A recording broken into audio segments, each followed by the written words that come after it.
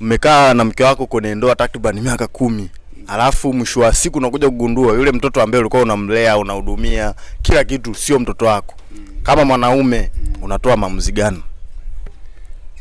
Ndani ya miaka 10. Yaani mke wako. Ndio. Na ndani ya miaka 10 yule mtoto umezaliwa, wewe uko naye. Yaani uko naye. Na ulikuwa unafahamu kwamba yule mtoto wako. Wa kwako. Kitu gani sasa kitachokufanyisha wewe ugundue kwamba yule mtoto sio wa kwako? Kabla hujajibu swali lako. Hapo tuseme mfano labda uenda kuna unajua mashoga, mashoga walikuwa wanajua kwamba ile mimba sio ya kwako lakini wakaficha. Mwisho wa siku wakaja wakafichua na baadhi ya ndugu wakao walikuwa wanajua kwamba yule mtoto sio wa kwako. Afu ndio kaja ukagundua kwa namna hiyo.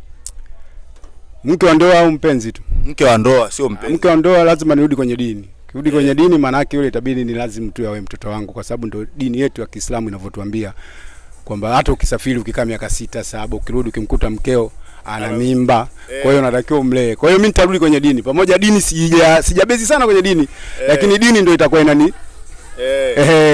itakuwa inaniambia bana huyo mtoto wako kwako. Kwa hiyo mimi nitalea hata kama kwa maumivu lakini nitalea.